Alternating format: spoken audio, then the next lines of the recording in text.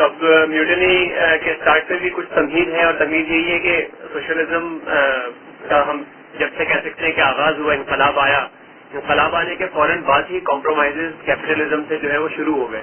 اور سب سے پہلا کمپرومائز تو خود لینن نے 1921 میں نیو اکنامک پالیسی بنا کے کیا، اور یہ نیو اکنامک پالیسی جو ہے وہ پیزنٹس اور پرولیٹیریٹ کے درمیان الائنس کو بحال کرنے کے لیے بنائی گئی تھی، کیونکہ پیزنٹ سے جو ہے وہ گرین وغیرہ زبردستی ایک یعنی مقدار لی جاتی تھی، تو اس کی وجہ سے ظاہر ایک بہت بڑا وار کمیونزم کے دور میں تو اس کی وجہ سے ایک بہت دوری بھی پیدا ہو گئی، اور پیزنٹس کے اوپر پریشر بھی تھا، تو ان کو کچھ ریلیف دینے کے لیے نیو اکنامک پالیسی بنائی گئی. اور پھر نیو اکنامک پالیسی کو لینن نے کہا کہ یہ ٹرانزیشنری پیریڈ کے لیے ہے اور اس کو ہم ختم کر دیں گے، لیکن اپنی زندگی تک اس نے اس کو ختم نہیں کیا، اور بعد میں اسٹالن نے آ کے اس کو ختم کیا. اور پھر اسٹالن کے جانے کے بعد جتنی بھی حکومتیں آتی رہی، انہیں جب بھی گروتھ کم ہوتی ہوئی نظر آئی تو انہوں نے ہر دفعہ نیو اکنامک پالیسی کو ہی ریوائو کرتے رہے وہ لوگ.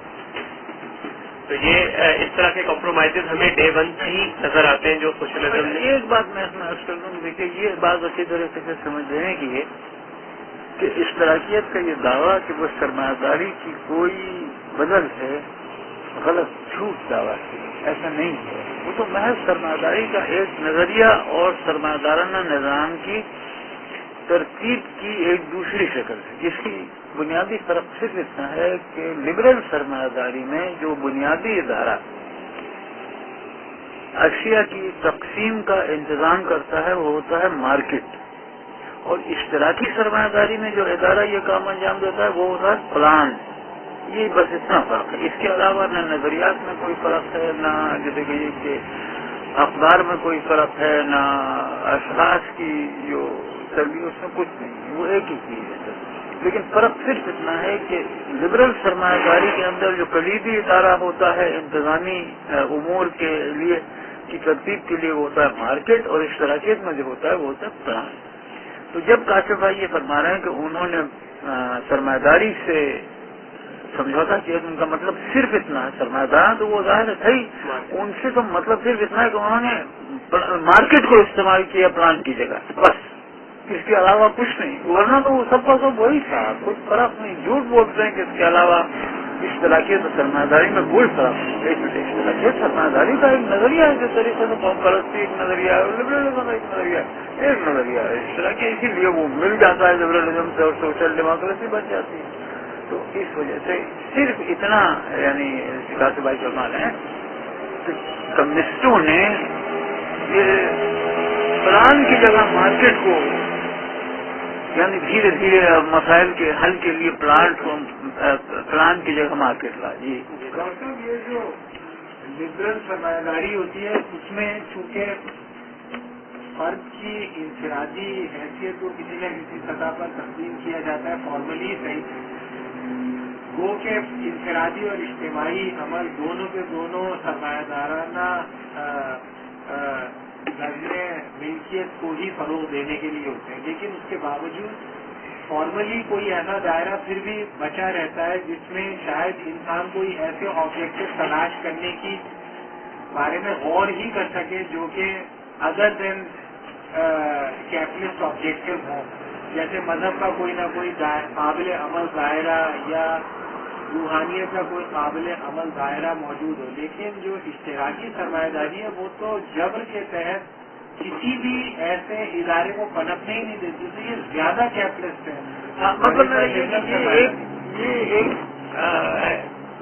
مشکل سوال ہے جس کا جواب بھی مشکل ہے. دیکھیے مسئلہ یہ ہے کہ اشتراکی سرمایہ داری اور لبرل سرمایہ داری میں ایک بنیادی فرق یہ ہے کہ لبرل سرمایہ داروں کا یہ پرزمپشن ہے، پرزمپشن کو پتہ نہیں اردو میں کیا کہیں گے، کہ ہر فرد اپنی ذات میں اسپیسی بینگ ہے، یعنی اسپیسی بینگ بنانے کا کوئی ضرورت نہیں. ہر شخص جو ہے وہ اپنی انفرادی ذات میں وہی ہے کہ جو جب مسابقت کرتا ہے تو آٹومیٹکلی اس کے نتیجے میں مجموعی افادیت جو ہے وہ بھی میکسیمائز ہوتی ہے. یہ ان کا مقصود ہے. اس کے برعکس اشتراکی اس سے کہتے ہیں نہیں، اسپیسی بینگ ایگزسٹ نہیں کرتا، بلکہ لوگ جب اپنے انفرادی مفادات کو فروغ دینے کی کوشش کرتے ہیں تو وہ مجموعی افادیت کو راہ میں رکاوٹ کھڑی کر دیتے ہیں، اور ایک ایسی ایجنسی کی ضرورت ہے جس کے نتیجے میں اسپیسی بینگ کے فیصلے انڈیویجل کیپٹلز کے فیصلوں کے اوپر مسلط کیے جائیں۔ لہذا جو آزادیاں لبرل سرمایہ داری فرد کو دیتی ہیں وہ آزادیاں اشتراکیت نہیں دیتی، اس لیے کہ ان کی نظر میں فرد وہ نہیں ہے، فرد جو ہے وہ اسپیسی بینگ نہیں ہے۔ اچھا، اس کے جو وہاں بھائی فرماتے ہیں کہ اس کے نتیجے میں مذہبی، تو مطلب یہ کہ یہ آزادی ایک لایانی آزادی ہے، اس لیے کہ قدر کا جو پیمانہ ہے وہ تو وہی ہے کہ جس کی بنیاد کے اوپر انسان کے کسی بھی عمل کو اسی بنیاد پہ جانچا جائے گا کہ وہ عمل کس حد تک سرمایہ کی بڑھوتری کے لیے۔ لہذا جتنی سو کالڈ آزادیاں دی جاتی ہیں وہ آزادیاں سب کی سب مارکیٹائز ہو جاتی ہیں۔ مثلا آپ کو یہ آزادی ہے کہ آپ فٹ بال کھیلیں، ہے نا، لیکن فٹ بال ایک انڈسٹری بن گئی ہے، اس کی جو اسٹارز ہیں ان کو مل رہی ہے، فٹ بال کی پوری تنظیم ایک ہو گئی ہے، یہ وہ ایٹسٹرا۔ آپ کو آزادی ہے کہ آپ چرچ جائیں، لیکن چرچ بھی تو ایک انڈسٹری بن گئی ہے، کوئی مہارشی بن گیا، کوئی بڑے بڑے پریچر، ان کی کروڑوں یہ وہ میوزک بجانے لگے ہیں، وہ کرنے لگے ہیں زیادہ ہیں، تو مارکیٹ کالونائز کرتا ہے ان تمام ایریاز کو کہ جہاں سپوزٹلی وہ آزادیاں دی جا رہی ہیں۔ اچھا، اب اس میں وہاب بھائی کا یہ کہنا یہ بہت ہی مشکل سوال ہے، ظاہر ہے کہ بھائی اب یہ جبر اور اختیار کا جو ہے وہ بہت ہی مشکل، ظاہر ہے کہ وہ تو حدیث مشیش خاصان بدر میں نہیں سمجھا حدیث جبر و قدر، تو اب اس میں جبر کتنا ہے، یعنی کتنا میں مجبور ہوں کہ فٹ بال کے ان اصولوں کے مطابق فٹ بال کھیلوں کہ جتنا مارکیٹ نے طے کیے، اور کتنا میں شوق اور جذبے کے ساتھ فٹ بال ویسے ہی کھیلتا ہوں جیسا مارکیٹ تھا، اس کا تاکہ وہاب بھائی جیسا فلسفی کر سکے۔ لہٰذا یہ جو آزادیاں ہوتی ہیں یہی جبر، سرمایہ کا جبر ہے، آزادیاں سرمایہ کا جبر ہے، یعنی میں تو یہی دیکھتا ہوں۔ لہٰذا کہنے کو دل کے بہلانے کو غالب یہ خیال اچھا ہے کہ وہاں، لیکن جیسے بھائی کی بات میں جو ظاہر ہے کہ آپ دیکھیں مسجدوں میں اب لبرل نظام میں ظاہر ہے کی کوئی وہ نہیں کہ مساجد میں تالے ڈالتا، اشتراکی سرمایہ داری میں تو مسجدوں میں سور پالے گئے، ہے نا، کلچرل ریولیوشن کے دور میں بھی، اور جب اسٹالن نے مسلم علاقوں کے اوپر کیا یہ، تو یقیناً جیسے بہاب بھائی نے فرمایا کہ اشتراکیت کی زیادہ ظالمانہ اور زیادہ جابرانہ اور زیادہ جیسے کہیے کہ خدا دشمن جو سرمایہ داری کی زیادہ جابرانہ اور زیادہ ظالمانہ اور زیادہ خدا دشمن جو تشریح ہے وہ اشتراکیت ہے لبرلزم کے مقابلے میں۔ لہذا اگر فرض کیجیے کبھی بھی یہ چوائس ہو کہ آپ اشتراکی یعنی سرمایہ داری کو برداشت کریں گے، لبرل تو یقیناً لبرل سرمایہ داری کو برداشت کرنے کا، لیکن ظاہر اس کا یہ مطلب نہیں کہ کوئی مماثلت ہے لبرل سرمایہ داری میں اور نظام زندگی ہمارے نظام زندگی میں۔ ہاں اگر مجبوری ہو تو مجبوری ان حالات کی دوسری بات، لیکن یہ اتنی بات میں سمجھتا ہوں بالکل درست ہے کہ لبرل سرمایہ داری ایک کمتر مذہب دشمن اور کمتر خدا دشمن اور کمتر ظالم اور جابر ہے، حالانکہ اس کے ظلم و جبر بھی بے تحاشا ہے، لیکن کم ہے بنسبت اشتراکیت، اور میں کہوں گا قوم پرستی کے لیے، بنسبت قوم پرستی کے لیے اس کا جو جبر ہے وہ کم ہے، یہ لبرل سرمایہ داری۔ اور یہ اسی طرح یہ پوسٹ اسٹالن دور میں بھی جب انہیں لگا کہ گروتھ ریٹ گورنمنٹ کو لگا کہ کم ہو رہا ہے تو انہوں نے پھر مارکیٹ کا سہارا لیا اور نیو اکنامک پالیسی کو ریوائز کرتے رہے، اور لیکن جو یعنی پھر وقت آگے بڑھا اور تو کمپلیکس سچویشن پیدا ہوتی گئی، اور اس میں یہ یعنی اس چیز کا بیلنس قائم رکھنا مشکل سے مشکل ہوتا رہا گورنمنٹ کے لیے کہ کس طرح سے جو پارٹی بیوروکریسی ہے اور اسٹیٹ کا جو ایک پورا وہ ہے کنٹرول ریسورسز کے اوپر، اس کو بھی ایک طرف قائم رکھا جائے، اور دوسری طرف جو مارکیٹ سے یہ مطلب فوائد اٹھانا چاہ رہے ہیں اس کو بھی رکھا جائے، اور پلان جو ہے وہ بیک وقت مطلب گروتھ اور پروڈکشن کو بھی پلان کر سکے اور اس کے ساتھ ان چیزوں کو بھی میٹ کر سکے، تو وہ ظاہر ہے آہستہ آہستہ مشکل ہوتا گیا، اور جو ظاہر معاشرے میں تبدیلیاں ویسٹ کی وجہ سے کچھ نہ کچھ آ رہی تھی نیچرلی، اس میں انوویشن اور ریوارڈ اور اس ٹائپ کی چیزیں، اسے ظاہر پلان جو ہے وہ کیٹر نہیں کر پا رہا تھا، اور اس کی وجہ سے یعنی جو گرفت جو ہے وہ ہمیں کم ہوتی ہوئی نظر آ رہی ہے۔ ایسٹ یورپین کنٹریز میں سب سے جو یعنی پہلے جس نے ریفارمز شروع کر دی تھیں اور سب سے سسٹینیبل ریفارمز کی سوشلزم کے اندر ہی، وہ ہنگری ہے۔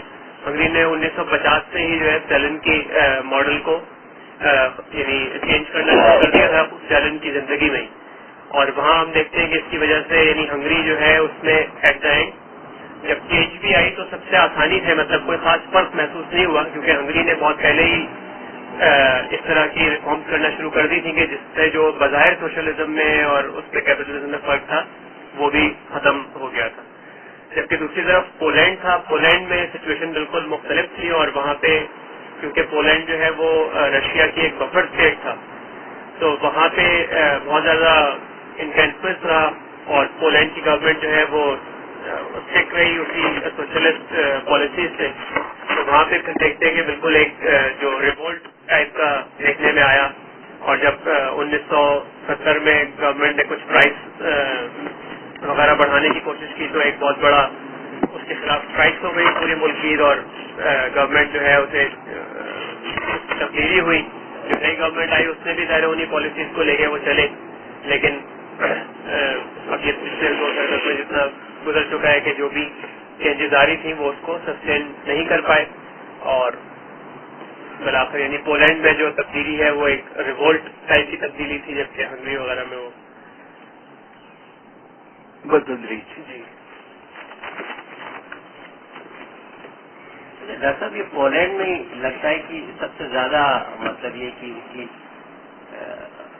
جو انجیکشن لگ رہی تھی وہ پولینڈ کی دائرہ کار کے تحت سالیڈیٹی تھی ان کی، اور وہ شپ یارڈ کے لیبرز تھے وہ اکثر ہنگامہ رہی کرتے رہتے تھے، تو لگ یہ رہا ہے کہ پولینڈ کو انہوں نے ایک لیور یوز نہیں کیا، مطلب انہوں نے یہ ویسٹ نے، اور مطلب وہ اس پہ گفتگو دیکھیں نا، اس طرح کی سرمایہ داری کے خلاف دوسری جنگ عظیم کے بعد جو تحریکیں اٹھی ہیں وہ 1956 میں دو جگہ پہلے اٹھی، یعنی ہنگری میں اور پولینڈ میں، دونوں نے 1956 میں ایسی حکومتوں کو قوت میں لائے تھوڑے عرصے کے لیے کہ جو سوویت یونین سے آزادی چاہتی۔ اس سے پہلے بھی ظاہر ہے کہ ٹیٹو تو ان کے ہاتھ سے 1948-49 میں نکل گیا، اور ٹیٹو نے مارکیٹ سوشلزم سے یوگوسلاویا میں اس نے شروع کر دی۔ پھر اسی عرصے میں خواجہ انور نے البانیہ کو بھی یعنی مورولس اسٹالن کے مرنے کے بعد، یعنی سب سے پہلی تبدیلی جو آئی ظاہر ہے وہ یوگوسلاویا میں آئی 1948-49، پھر 1952 میں اسٹالن مرا تو 53 میں خواجہ انور نے جو وہاں اس کو کر لیا، الگ کر لیا۔ اس کے بعد پھر 1956 میں یہ دونوں جگہیں، اچھا 1956 میں اس کے بعد جو اگلی بڑی وہ ہوتی ہے جیسے کہیں گا خلق شاریہ، وہ 1968 میں چیکوسلواکیہ میں ہوتی ہے۔ چیکوسلواکیہ میں 1968 میں انقلاب، وہاں حکومت تو اینٹی سوویت حکومت تو قائم نہ ہو سکی کسی وقت بھی، لیکن بحثرت 1968 میں بغاوت بڑے پیمانے کی اوپر۔ پھر جو اگلی ہے وہ 1980 کے بعد سے، یہ جیسے جیوین بھائی فرما رہے ہیں پولینڈ میں مستقل کشمکش ہے، سالیڈیرٹی یونین کی کشمکش جو 1988-89 تک جاری رہی جب تک یہ پورا نظام یہ وہ ختم ہو گیا۔ تو یہ بینچ مارکس ہیں اس بغاوت کے، یعنی 1948-49 میں ٹیٹو، اور 1953 میں انور خواجہ، اور اس کے بعد 1956 میں چیکوسلواکیہ اور ہنگری، اور پھر 1968 میں 1956 میں پولینڈ اور ہنگری، 1968 میں چیکوسلواکیہ، اور 1980 سے لے کے 1989 تک پھر سے پولینڈ۔ جو اہم بات ہے اس میں وہ یہ ہے کہ ہر جگہ بغاوت جو ہوئی ہے یعنی بغیر کسی استثناء کے وہ ورکرز ہی نے کی ہے، یعنی سپوزٹلی تو یہ جو اس طرح کی حکومتیں ہیں یہ ڈکٹیٹرشپ آف دا پرولٹیریٹ ہے، لیکن ڈکٹیٹرشپ آف دا پرولٹیریٹ ہی نے کی ہے، یعنی ہر جگہ بلا کسی اس کے۔ اور یہ تو ظاہر ہے کہ درست ہے کہ وہ جو انٹلیکچوئل وغیرہ تھے انہوں نے تو ساتھ وغیرہ دیا، لیکن اگر فرض کیجیے ہم یہ دیکھیں کہ مرے کون اور ہم یہ دیکھیں گے تنظیم کس کی تھی، تو ہر جگہ یہی ملے گا کہ وہ پرولٹیریٹ کی تھی جو، اور انہوں نے جن بنیادوں کے اوپر یعنی یہ انقلاب کی کوشش کی وہ یہی تھی کہ ہمیں ہمارا حصہ نہیں مل رہا ہے. بالکل جس طریقے سے یعنی لبرل سرمایہ داری کے اندر بھی اگر بغاوت ہوتی ہے کسی حیثیت سے بھی تو وہ بغاوت اسی بنیاد کے اوپر تو ہمیں حصہ نہیں مل رہا ہے. اس کے نتیجے میں سرمایہ دارانہ نظام جو ہے مستحکم ہوتا ہے, اس میں تقسیم کی ایک دوسری ویسی صورت حال یہاں بھی ہوئی کہ ورکرز نے مطالبہ کیا اور مطالبہ اسی چیز کا کیا کہ ہمیں ہمارا حصہ نہیں مل رہا ہے, ہمیں دو اور چاہیے, یعنی ہم اجرتیں بڑھاؤ قیمتیں کم کرو. وہی جو نارمل سرمایہ دارانہ مطالبات ہوتے ہیں تو وہی تھے. اس بنیاد کے اوپر یہ سب کچھ. اب مغرب نے اس سے فائدہ کیسے اٹھایا یہ خود ایک بہت جو بنیادی طور پہ جیلانی بھائی کا اصل سوال ہے کہ مغرب نے اس سے فائدہ کیسے اٹھایا. اس کے اوپر تو انشاءاللہ کچھ فرماؤ گے بعد میں نہیں؟ ہاں تو اس پہ تو ہم ابھی گفتگو نہیں کرتے بلکہ کاشف بھائی اس پہ فرمائیں گے. جی اس کے بعد ویسے ڈاکٹر صاحب یہ زیادہ تو یہ جن ابھی آپ نے واقعات کا ذکر کیا اسی کی تفصیلات ہیں, اس کو چھوڑ دیں. نہ چھوڑ دیں, اس کو بیان کرنے کی کوئی ضرورت نہیں.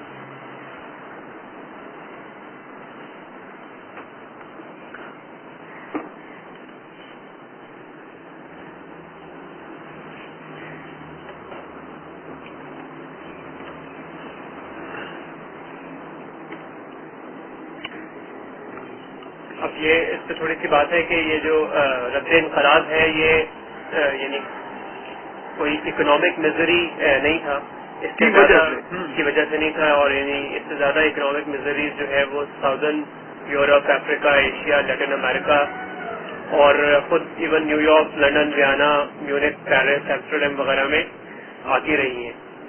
اور یہ جو ریولیوشن تھا ڈیو ٹو رائزنگ ایکسپیکٹیشن. اور یہ پہلسا کوئی صاحب ہیں ان کے کوٹیشن دی ہوئی کہ these reforms are a result of a civilization of computer, satellite, T V and other innovations which present alternative solutions. Satellites can read books from thousands of miles in space. We just happen to be to be people in the right time in the right situation. مطلب یہ ظاہر ہے کہ ہے نہیں جو مشرقی Europe کی اور روس کی خود کی جو معاشی حالت تھی وہ دو معنی میں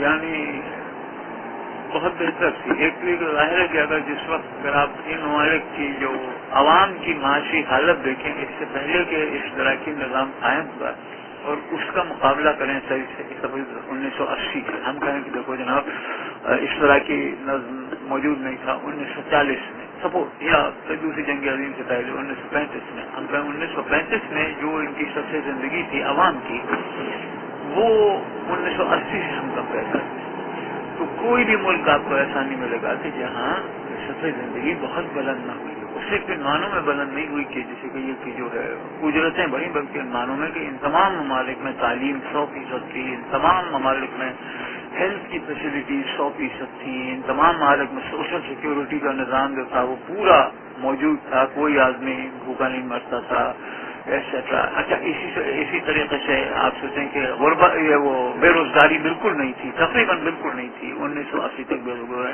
تورم کا یعنی انفلیشن کا وجود نہیں تھا ایٹسٹرا. لہذا معاشی حالات تو ہر طریقے سے ان کے اشتراکی سرمایہ داری کی تنظیم کے بعد بہتر ہوئے اور ایسے کبھی نہیں تھے اس سے پہلے. تو اس وجہ سے جو انہوں نے بغاوت کی وہ اس وجہ سے. اچھا اس کے برعکس ظاہر ہے کہ اب اگر آپ یہ دیکھیں کہ اس کے مقابلے میں قربت اور اخلاق یہ وہ تیسری دنیا میں بھی خود مراکز سرمایہ داری میں گرفتار زیادہ سے. مطلب یہ کہ اب لندن میں اگر آپ سوچیں کہ جہاں کا ماسٹر جو 1960 کی دہائی سے فقیر سڑکوں پہ ملنے لگے, 1960 کی دہائی کے بعد سے یہ جو بھیک مانگنے والے لوگ آپ کو ہر جگہ لندن میں یہی حال یورپ کی زیادہ تر ممالک کا ہے. تو یعنی یہ کہ جو معاشی وجوہات تھیں یہ صحیح ہے کہ جن لوگوں کے پاس یعنی عیاشی کا موقع تھا وہ زیادہ ہندوستان اور آسٹریلیا وغیرہ میں بنے بسن کے, لیکن عوام کی حالت بحیثیت مجموعی مشرقی یورپ میں بہت بہتر ہوئی تھی. ظاہر ہے کہ اس کا کوئی کمپیریزن اس سے نہیں تھا کہ جو وہ امریکی ٹی وی بھی دیکھتے تھے اور وٹ ایور اچھا تھا, لیکن ان کی معاشی حالت بہت بہتر ہوئی. لیکن چونکہ جیسے ہم نے پہلے عرض کیا ایبسولوٹ اسکیئرسٹی کے ختم ہونے کا مطلب ہی یہ ہوتا ہے کہ ریلیٹو اسکیئرسٹی بڑھ رہی ہے. ایبسولوٹ اسکیئرسٹی ایسے ہی ختم ہوتی ہے کہ ریلیٹیو اسکیئرسٹی بڑھ رہی ہے، اس لیے کہ اس کے ختم ہونے کا جو ذریعہ ہے وہ مسابقت ہے، محنت ہے، اسی کے ذریعے یہی ہوتا ہے. جیسے جتنی ایبسولوٹ اسکیئرسٹی کم ہوگی اتنا ہی ریلیٹیو اسکیئرسٹی بڑھے گی. لہٰذا وہ ریلیٹیو اسکیئرسٹی کے بڑھنے کی وجہ سے وہ جو تھے وہ یعنی حرص و حوث کے زیادہ سے زیادہ اسیر ہوتے چلے گئے. انہوں نے کہا کہ حل میں مزید اور یہ کہ تو یہ جو ہے یہ ہماری حالت یعنی اس سے تو کسی کی نگاہ نہیں کہ مثلا ابھی آج کل جو مختلف ممالک امپیریلزم کے اہداف میں ہیں، ان کے ہدف ہیں، ان میں سے ایک بہت اہم ملک زمبابوے کے خلاف بڑی ہوا. تو وہ رابرٹ مگابی جو وہاں کا صدر ہے اس نے شکست دی ہے انگلستان کو. ابھی تک وہ سب کچھ سازشوں سب کچھ کے باوجود وہ بیٹھا ہوا ہے. لیکن وہ شکابی میں نے نرسوں اس کی وہ تقریر فائنینشیل ٹائم پڑھی، وہ کہتا ہے کہ جب میں لوگوں سے کہتا ہوں کہ دیکھو انگریز جب یہاں تھا تو کیا تھا، وہ تھا ایئن اسمتھ کے خلاف وہ جو ریشسٹ رجیم تھی 1970 میں اس نے لڑائی لڑی تھی، بورڈ آف نیشنل لبریشن. تو 1970 کی دہائی کسی کو بھی نہیں یاد. زیادہ تر لوگ تو 1970 کی دہائی کے مری گئے، وہ بہت مختصر ہے اور زیادہ تر لوگ تو اس کے بعد ہی پیدا ہوئے. تو لہٰذا اس کی سپورٹ بالکل یہی صورت یہاں ہوئی کہ جب وہ کہتے تھے کہ 1940 میں تمہاری حالت یہ ہو تو 1940 والا تھا کون؟ وہ تو کہتے ہیں میاں ابھی شکر ہمیں صرف 1 کلو ملتی ہے جبکہ ہمیں 50 کیک کھانے ہیں تو وہ 1 کلو میں کہاں سے بنے گی. اور امریکہ میں دیکھو وہ جو لڑکا ہے وہ جیسے 1000 کیک لے کے آتا ہے ایٹسٹرا. تو مطلب یہ was a crisis of relative scarcity. اور ریلیٹیو اسکیئرسٹی کا اب سوال یہی پیدا ہوتا ہے کہ وہ جو ریلیٹیو اسکیئرسٹی کی کرائسس ہے وہ سرمایہ دارانہ لبرل نظام میں کیا شکل اختیار کرتی ہوئی دوسرا سوال. لیکن یہاں جو بات کہہ رہے ہیں وہ یہی کہہ رہے ہیں کہ یہ جو انقلاب تھا رد انقلاب، یہ تو ریولیوشن آف رائزنگ ایکسپیکٹیشن. اور وہ رائزنگ ایکسپیکٹیشن کے ریولیوشن کے لیے ایک بڑی بنیادی شرط ہے سرمایہ دارانہ تعلیم میں اضافہ. جتنا زیادہ سرمایہ دارانہ تعلیم عام ہوگی، جیسے کہ ان سب ممالک نے 100% لٹریسی ریٹ تھی، اتنا زیادہ ان کو جیسے کہ یہ کہ حرص و حوث کو محنت جو اس کو فروغ دیں گے. سرمایہ دارانہ تعلیم ہے یہ کہ لوگ جو ہے زیادہ زیادہ حریص اور حاسد بن جائیں. اور وہ تعلیم کیا ہے؟ یہی تو ہے وہ تعلیم. جیسے جیسے سرمایہ دارانہ تعلیم عام ہوتی ہے لوگ زیادہ سے زیادہ ان کی نفسی حالات خراب سے خراب ہوتے چلے جاتے ہیں اور وہ زیادہ سے زیادہ یعنی مانگنے کی اور غضب اور شہوت دونوں چیزیں ان کے اندر بالکل فروغ. یہی تو سرمایہ دارانہ تعلیم فروغ دیتی ہے. اور کیا یہ شہوت اور غضب کو ہوا دینا یہی سرمایہ دارانہ تعلیم ہے. اور سوشل سائنسز بالخصوص. تو مطلب یہ کہ وہ جیسے جیسے وہ سب کچھ ہوا تو وہ بڑھتی گئی.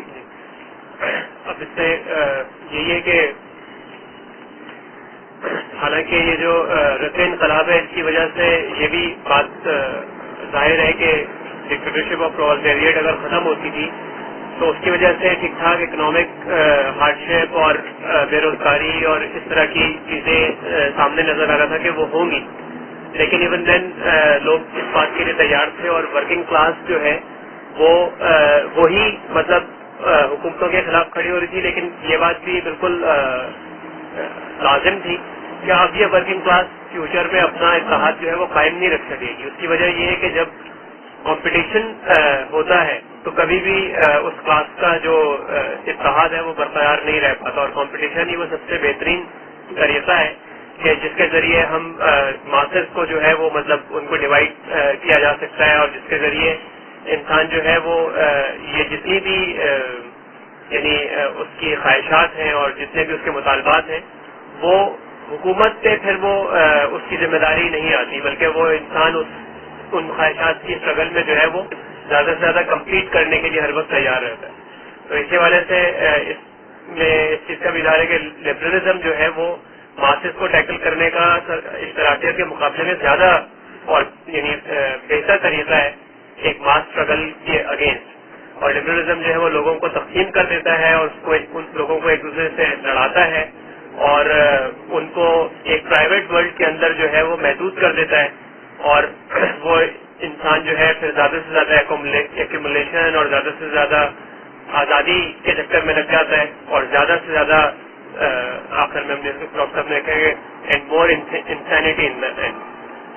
مطلب دیکھیے یہ مسابقت کی بڑی اہم بات ہے، تو جو سمجھ لینا چاہیے. مسابقت لبرل نظام میں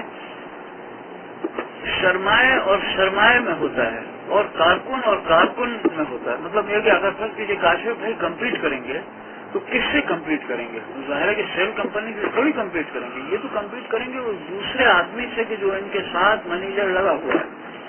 تو جو کمپٹیشن ہے وہ انہی کی سطح کے اوپر ہوگا. لہٰذا یہ جو اپنا دشمن دیکھیں گے یہ وہی عبد الوحید کو دیکھیں گے کہ جو ان کی مینجمنٹ ان کی مینیجریل جگہ کے اوپر قبضہ کرنا پڑا. اس کے برعکس شیل کمپنی جب کمپیٹ کرے گی تو کاشف بھائی سے تھوڑی کمپیٹ کرے گی. وہ تو کمپیٹ کرے گی یونیلیور سے، یا جیسے کہو کہ وہ ٹیکسکو سے ایٹسٹرا، اور وہ اپنا دشمن دیکھے گی ٹیکسکو کو، یہ زیادہ منافع کما رہا ہے بنسبت میں. لہٰذا وہ جو لبرل سرمایہ دارانہ مارکیٹ ہے وہ لوگوں کو کوئی کلاس وغیرہ تو رہ نہیں سکتی اس مارکیٹ میں. وہاں تو ایک ہی سب ہوتے ہیں، سب یعنی سب کی انڈیویجویلٹی ایک ہی ہو جاتی ہے. وہ انڈیویجویلٹی ہے تو حسد کی جیسے کہ یہ کہ غلامی کے اوپر راضی ہو جاتی ہے. وہ جس سطح کے اوپر بھی ان کو ڈیسیزن میکنگ کرنا ہے اس سطح کے اوپر وہ اپنے برابر والے سے کمپیٹ کرتے ہیں. اب پلان کے اندر یہ تھا کہ نہیں کمپٹیشن ختم کر دو، اور کمپٹیشن ختم کرنے کا مطلب یہی تھا کاشف بھائی عبد الوحید سے اور شیل کمپنی اس سے مسابقت نہ کرے. تو یہ مارکس کا بنیادی خیال کہ کلاس اسٹرگل جو ہے وہ بیسک موٹر ہے سرمایہ، یہ غلط خیال، ایسا نہیں ہے. کلاس اسٹرگل کی بنیاد کے اوپر ہاں یہ درست ہے کہ آرگنائزنگ فورس تو کلاس اسٹرگل ہو سکتی ہے، اس کے نتیجے میں یونینز نکل آئے اور یونین پھر آگے کہیں کہ ہمیں سرمایہ دارانہ حقوق دو، وہ تو ہو سکتا ہے. لیکن سرمایہ دارانہ نظام کے اوور تھرو کے لیے کلاس اسٹرگل تو بالکل ایک بیکار چیز ہے، کیونکہ کلاس ہی نہیں رہتی سرمایہ داری میں.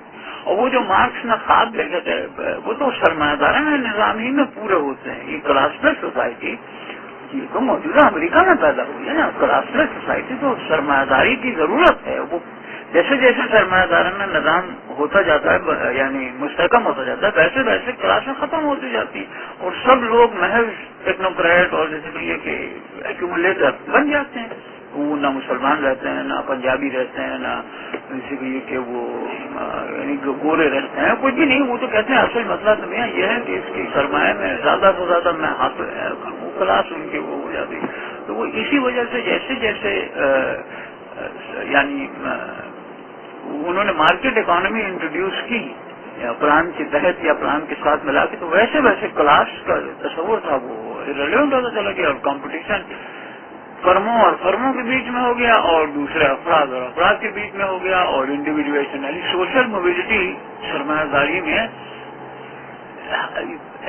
میکسیمم ہے. سوشل موبلٹی دونوں طرف ہوتی ہے، یعنی سوشل موبلٹی چند افراد کے جو بہت ہی زیادہ شفاف اور بہت ہی زیادہ ذہین ہوتے ہیں وہ بہت جلدی نیچے سے اوپر چلے جاتے ہیں. لیکن بہت بڑا ماس مستقل اوپر سے نیچے آتا رہتا ہے. یعنی کہیں بھی آپ سوشل موبلٹی میجر کریں مثلا امریکہ کے اندر، تو وہ لوگ جو اونچی کلاس سے نیچے کلاس آئے ہیں پچھلے سال وہ ان سے 10,000 گنا زیادہ ہوتے ہیں جو نیچی کلاس سے اوپر کلاس گئے ہیں پچھلے سال. تو social mobility is two way traffic and it is always going on. ہمیشہ ہوتا رہتا ہے، ہر وقت یہ ہوتا ہے. یا تو مجھے اگلے یعنی میں نے کچھ کر دیا تو میری تنخواہ ڈبل ہو جائے گی، یا مجھے نوکری سے نکال دیا جائے گا. یہ ایک عام پروسیس ہے. سوشل موبلٹی کو سرمایہ داری کی روح ہے، وہ تو ہر وقت. لیکن اس میں یہی ہوتا ہے کہ آپ ہمیشہ سمجھتے ہیں کہ اگر میں اوپر سے نیچے آ گیا تو سرمایہ دارانہ اقلیت آپ کو سمجھاتی ہے کہ یہ ذمہ داری آپ کی اپنی ہے، آپ کی وجہ سے آپ اس لائق نہیں تھے. آپ نے وہ جیسے کہ کنٹریبیوشن سرمایہ کی بڑھوتری میں نہیں دیا اس کی وجہ سے. لہٰذا آپ کو ٹیکنیکل ٹریننگ کی ضرورت ہے، آپ کو مینیجیریل اسکلس کی ضرورت ہے، آپ کو یہ وہ تو اس کے نتیجے کے اندر آپ پھر اوپر چلے جائیں. لہذا مسابقت جو ہے وہ اپنے برابر والے سے ہے، مسابقت کسی دوسری اینٹی سے نہیں. سرمایہ دارانہ 4-5 lines ہے important ہے کہ in liberal society the masses are powerless as long as they choose to worship freedom. The development of a constitutional state guaranteeing individual rights is a means for enslaving the mutinous masses. The paradox is that the masses are themselves adorning themselves with the gilded chains of liberalism which are far more restrictive and far more durable than the iron chains invented by Marx and Lenin and Stalin. But there exists in East Europe a non-socialist hurdle to comprehensive abandonment of the search for Gemeinschaft. Doctor صاحب یہ Gemeinschaft یہ جو ہے nationalism کے بارے میں مطلب Gemeinschaft سے مراد ہے یہ ہمارے وہاں بھائی اس کو زیادہ بہتر سے. ہاں جی وہاں بھائی وہی اپنا ہیگل کوئی ضرورت نہیں. Gemeinschaft کا تصور یہ دو تصورات سے ایک کانٹین تھا انیشکائٹ اور یہ جو ہیگل کا تھا وہ گیمنشافٹ تھا. وہ یہ کہتا تھا کہ جو انڈیویجول ہے کانٹ کے خیال میں جو یہ تھا کہ انڈیویجول جب کسی فریم ورک پہ جاتا ہے تو اس کی بنیاد پر اس کی انڈیویجول ریشنلٹی اسے قابو بناتی ہے کہ وہ آفاقی اصول وضع کر سکے اپنی انفرادی ذات یا انفرادی ریشنلٹی کی اپلیکیشن کے نتیجے. جبکہ ہیگل کا یہ خیال تھا کہ جو ایبسولوٹ ہے جو آئیڈیا ہے وہ اپنے آپ کو جس حد تک ریفلیکٹ کرے گا اسی حد تک اجتماعی حیثیت میں اقلیت کا اظہار ممکن ہو سکے گا اور اس کا بہترین جو اظہار ہوگا وہ ریاستی ادارے ہوں گے انسٹیٹیوشن ہوں گے. تو وہ یہ کہتا ہے کہ ان اظہار کے نتیجے میں مختلف قسم کی اقدار ہوں گی جو اسی زمانے اور اسی مکان تک محدود ہوں گی جس حد تک وہ اسپریڈ جو ہے اپنا اظہار کر چکی. اور جب تاریخ کا دھارا آگے بڑھے گا اور ہیومن اسپریڈ جو ہے زیادہ میچور ہوگی تو وہ افکار تبدیل ہوگی. تو میرے خیال میں افکار کی تبدیلی کا ایک میکینزم جو ہیگل فراہم کرتا ہے وہ اس ایبسولوٹ کی انفولڈنگ کے نتیجے میں کرتا ہے. جبکہ کانٹ کے بعد افکار تبدیل نہیں ہوتے کیونکہ اس کے بعد سیلف جو افکار وضع کرتی ہے کیٹیگوریکل امپیریٹیو کے بنیاد پر وہ ایبسولوٹ. یہ مطلب میرا یہ کہ وہ جو بات یہاں کہیں آسان یہ اور زیادہ مشکل بنا دیا. میں یہ عرض کروں کہ آسان بات جو کہی جا رہی ہے یہ کہا جا رہا ہے کہ دیکھیے سرمایہ داری کی دو تنظیمیں ہیں. ایک تنظیم وہ ہے جسے ہم لبرل کہتے ہیں اور ایک تنظیم وہ ہے جسے ہم اشتراکی کہتے ہیں. اشتراکی تنظیم کے اندر تصور یہ کیا جاتا ہے کہ کچھ تاریخی عمل کے نتیجے میں کچھ ایسے حقائق ہیں جن تک عوام کی رسائی ممکن نہیں ہے بلکہ ایک خاص ریپرزینٹیو ادارہ یا ایک خاص ریپرزینٹیو تنظیم ہے کہ جو ان حقائق تک رسائی حاصل کرتی ہے. وہ ریپرزینٹ کرتی ہے عوام کے اصلی مقاصد کو اور وہ جو ہے وہ کمیونسٹ پارٹی ہے اور وہ پارٹی جو ہے وہ فیصلہ کرے گی کہ کس کو کتنا ملنا چاہیے وغیرہ وغیرہ. اور جس کو وہاں بھائی فرماتے ہیں کہ ایبسولوٹ جو ہے اس پہ اجارہ داری ہے اس کمیونسٹ پارٹی یا اس کمیونسٹ پارٹی کے کسی لیڈر.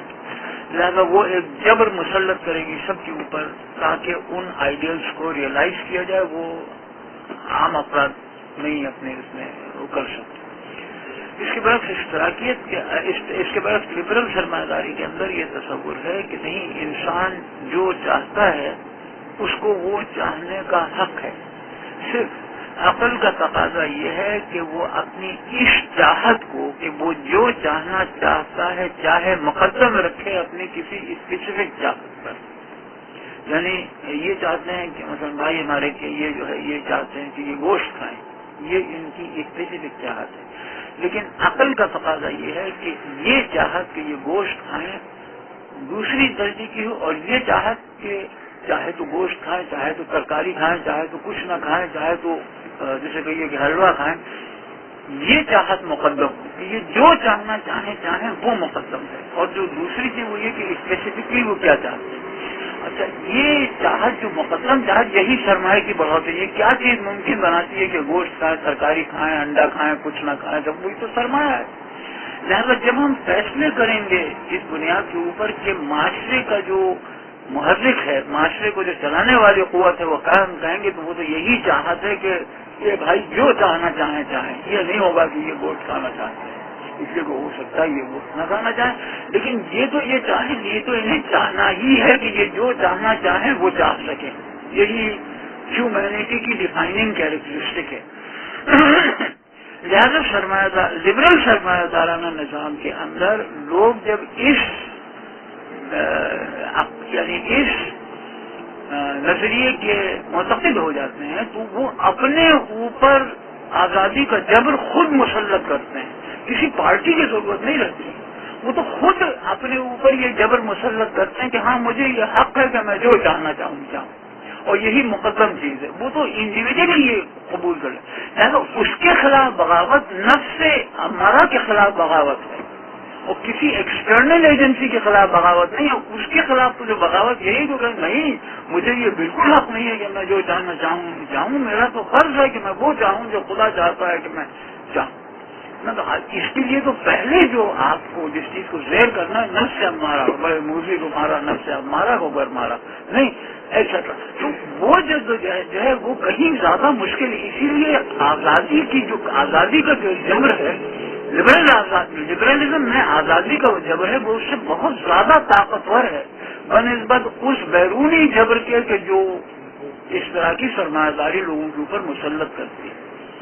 اور اس جبر کے خلاف بغاوت جو ہے یہ نفس ہمارا کے خلاف جہاد ہے, اور لوگوں کی جیسے کہ قلبی تبدیلی ہو وغیرہ وہ نہیں ہو سکتی. یہاں جو بات کہی جا رہی ہے اس سے اتنی بات کہی جا رہی ہے کہ جناب ابھی تک ہم نے یہ دیکھا ہے کہ اشتراکیت کا جو نظام جبر ہے اس کو مسخر کرنے کے لیے تو جو حکمت عملی اپنائی گئی ہے وہ اس نے اس تنظیم سرمایہ داری کو, لیکن عملاً ابھی تک ہم نے کوئی ایسا طریقہ نہیں دیکھا جس کے نتیجے میں آزادی کے جبر کو کہ جو لبرل فروغ اس کو مسخر کرنے کا کوئی کامیاب طریقہ جسے کہیے کہ سگنیفیکینٹلی, یعنی ویسے تو آیا ہے کہ آپ کو صومالیہ میں ہو گیا اور چیچینیا میں ہو گیا, یہ تو مارجنل کیسز ہیں کہ کوئی انٹرنیشنل جہاں تک بین الاقوامی نظام ہے وہ کوئی خاص اس میں فرق نہیں پڑتا وغیرہ.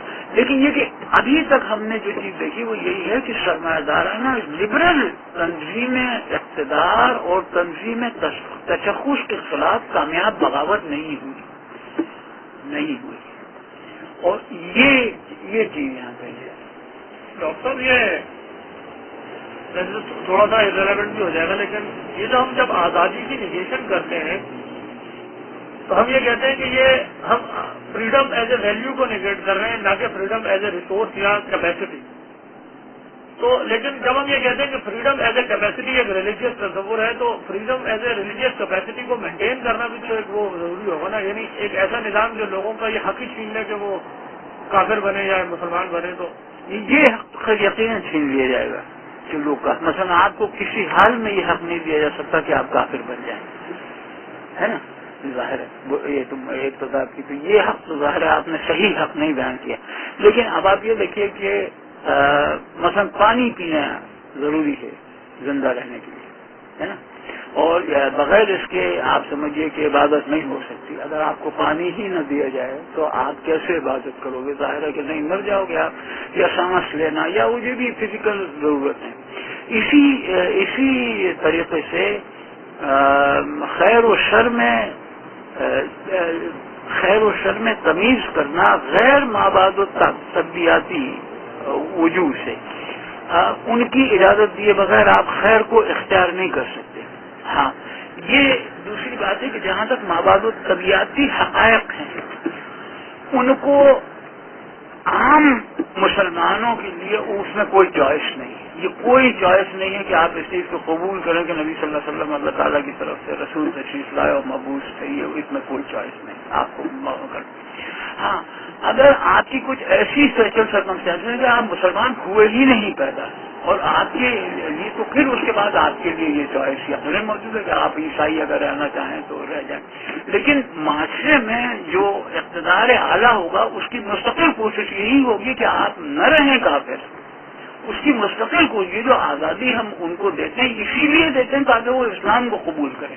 یہ اسی لیے, اور کسی جیسے کہیے کہ وحدت ادیان یا کسی میوچل یعنی میوچل کو ایگزسٹنس یا اس بنیاد کے اوپر ہم حقوق کوئی نہیں دیتے, بلکہ اسی ہوا بھی یہی ہے کہ جہاں بھی اسلامی ریاستیں قائم ہوئی ہوں وہاں کفار مسلمان ہو گئے. یعنی اس کے استثنا شاید کہیں سے کوئی جگہوں پہ ہوا استثنا آپ بیان کر سکتے ہیں کہ جو پھر ریاستیں ہاتھ سے نکل گئی, مثلا جیسے عثمانی ترکی اور ان کے نکلنے کی وجہ یہی تھی, یا مغل ہند کہ وہ مسلمان نہیں ہوئے. اگر ہم کامیاب اللہ عالمگیر رحمۃ اللہ علیہ نے جس طریقے سے خوب جدوجہد کی کہ ہند وہ دکن میں یہ وہ اور جیسے کہ ایسا تھا وہ کبھی ہندوستان ہاتھ سے نہیں نکلتا وہ جو نکلی ہے وہ اسی وجہ سے. لہذا یہ تو آزادی ہم کسی کو نہیں دیتے یہ اس لیے کہ ہم تو ہرگز سے نہیں مانتے کہ حق اسلام کے علاوہ کوئی دوسرا حق. لیکن یہ آزادی کہ وہ دین کو سمجھ سکے اور یہ آزادی کہ اس کے لیے جتنی ریسورسز اس کی ضرورت ہے وہ دی جاتی ہے اسلام کے اندر ان کو دیا گیا. لیکن بالکل جس طریقے کو پانی پینا جو ہے وہ ایک ضرورت ہے وہ اس کو ہم ریکگنائز کرتے ہیں اس طریقے سے آزادی کو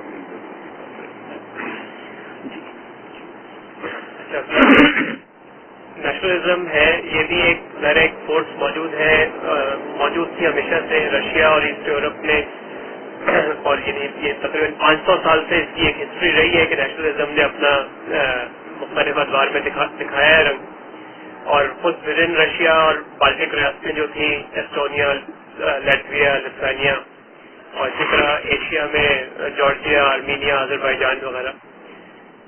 اور ایک انالیسس یہ بھی رہا تھا کہ 1988 میں انالیسس رہا تھا کہ سوویت یونین کا جو گروتھ ریٹ ہے وہ 50% سے ڈراپ ہوا ہے اور اس کی وجہ جو ہے وہ ایتھنک کنفلکٹ ہے. اور اب یہ اس طرح سے سچویٹڈ ہے ساری ایسٹ یورپ اور رشیا. اگر ہم دیکھیں کہ ان کی یعنی اگر یوکرین ہے تو یوکرین میں ہنگیرین پاپولیشن ہے, رومانیہ کے اندر بھی ہنگیرینز بھی ہیں, جرمنز بھی ہیں, اور پولینڈ کے اندر بھی جرمنز ہیں اور ایسٹ جرمنی کے اندر پولش رہ رہے ہیں. تو مطلب خود ان ریاستوں کی اپنا نیشنلزم اور اس کے اندر پھر رہنے والے ایتھنک گروپس, تو ان سب کی بھی اپنی ایک ذرا آئیڈینٹیفیکیشن ہے جس کو اوور کم سوشلزم نہیں کر پایا. اور جو ایک خیال تھا کہ جی ساری نیشنلٹی سارے ریلیجن کم ہو کے ایک اس میں ہو جائیں گے, وہ پریکٹیکلی نہیں ہوا, بلکہ یہ آئیڈینٹیفیکیشن موجود رہی. اور پھر اس موقع پہ کہ جب یہ میوٹنی کا دور تھا تو ہمیں یہ نظر آتا ہے کہ ان چیزوں کی وجہ سے بھی ایک وہ سامنے آیا اور نیشنلسٹک ایسپریشن جو ہے وہ بڑھنا شروع ہوئی اور اس کی وجہ سے لوگوں کی اپنی کلیکٹیویٹیز دوبارہ سے بننا شروع ہو گئی. اب سب کافی تفصیل ہے مطلب اس کی میں عرض کروں گا حقیقتاً جس چیز نے اس طرح کی سرمایہ داری سے لبرل سرمایہ داری کی طرف مراجعت ممکن بنائی ہے نظریاتی سطح پہ وہ قوم پرستی ہی ہے. یعنی جو اشتراکی سرمایہ داری ہاری تو جیتا کون, تو جیتے قوم پرست. یہ بالکل سب جگہ یہاں تک کہ جو ہے وہ مسلم میجورٹی انڈیا کے اندر بھی ہر جگہ قوم پرست ہی جیتے. یعنی جن لوگوں نے اقتدار کا نظام دوبارہ مرتب کیا وہ قوم پرست ہی تھے. لہذا اب آپ یہ دیکھیے کہ اب یہ بھی مشکل سوال ہے جس کا پورا جواب ہمارے پاس موجود نہیں ہے وغیرہ. نمبر ایک تو یہی ہے کہ جیسے ہم نے دیکھا بھی تو جو ہم نے گفتگو کی اس میں ہم نے دیکھا کہ لبرل سرمایہ داری معاشرے میں لوگوں کو انڈیویجویٹ کرتی, الگ الگ کرتی, لیکن وہ الگ الگ لوگ ایک ساتھ میں زندگی گزارنے پہ تو مجبور. یعنی یہ کہ یہ تو ہو یعنی جب ظاہر بھائی آپ سمجھیے کہ اپنی افادیت کو میکسیمائز کرنے کے لیے جدوجہد کریں گے تو وہ اکیلے یہ کام نہیں کر سکتے. تو ان کے پاس آپ بھی ہیں میں بھی ہوں, یہ وہ تو کسی نہ کسی طریقے کے روابط انہیں مجھ سے آپ سے رکھنا پڑیں گے. لہٰذا ایک اجتماعیت کا کوئی نہ کوئی تصور جو ہے وہ تو ضروری ہے کہ اگر وہ سرمایہ دارانہ معاشرے کے اندر انفرادی مسابقت موجود ہو. سرمایہ داری خود وہ اجتماعیت کا کوئی تصور نہیں رکھتی اور فراہم نہیں کرتی. سرمایہ داری کے پاس یہ کوئی تصور موجود نہیں کہ وہ اجتماعیت کیا ہے اس کی بنیاد کے اوپر انفرادی جدوجہد. اور سرمایہ داری عموماً قوم پرستی کے اوپر ایک پیراسائٹ کے طور کے اوپر سوار ہوتی ہے. پہلے معاشرہ جو ہے وہ ایک قومی معاشرہ ہوتا ہے اور اس کے اندر یہ کہا جاتا ہے کہ جب ظاہر بھائی اپنی مسابقت کی جدوجہد کریں گے تو اس سے انگلستان کو فائدہ ہے. اور اس کے یعنی انگلستان کے اگر انگلستان تباہ ہو گیا تو اس کے نتیجے کے اندر جاتا ہے کہ یہ مواقع کہ وہ اپنے افادیت کو ہوگا وہ ختم ہو جائیں گے. لہذا جو ضرورت پڑتی ہے کسی یعنی قربانی کی، اپنی افادیت کی قربانی کی، تو وہ اس کی جو جسٹیفیکیشن ہوتی وہ یہی ہے کہ پاکستان کے لیے یہ ضروری، پاکستانی اگر ختم ہو گیا تو ظاہر بھائی کیا کریں گے. لہذا فطری قوم پرستی کی اس کمزوری سے کہ وہ اجتماعیت کا کوئی خاص تصور نہیں رکھتی، فطری طور کے اوپر، تاریخی طور کے اوپر جو نظریہ سب سے زیادہ مطابقت رکھتا ہے وہ قوم پرستی ہی ہے. اور سرمایہ داری کے فروغ کے لیے جو دلیلیں دی جاتی ہیں قوم پرستانہ دلیلیں ہی دی جاتی ہیں. یہی کہا جاتا ہے جناب اس کی وجہ سے سب سے پہلے پاکستانی اگر نہیں رہا تو کیا. لہذا یہاں بھی یہی ہوا کہ جس وقت انہوں نے یعنی بغاوت کی اشتراکی سرمایہ داری کے خلاف، تو جب یہ سوال اٹھا کہ اچھا اگر اشتراکی اگر تمہاری طبقاتی تشخص نہیں تو کیا تشخص ہے ہمارا؟ انہوں نے کہا ہمارا تشخص ہے ترک، یا ہمارا تشخص ہے روسی، یا ہمارا تشخص ہے سلوواک، یا ہمارا تشخص ہے سرب، واٹ ایور قومی. اور لہذا جس چیز نے جیسے کہ ڈکٹیٹرشپ آف دا پرولٹیریٹ کی جگہ لی وہ قومی ریاست ہے، ہر جگہ قومی ریاست بنی.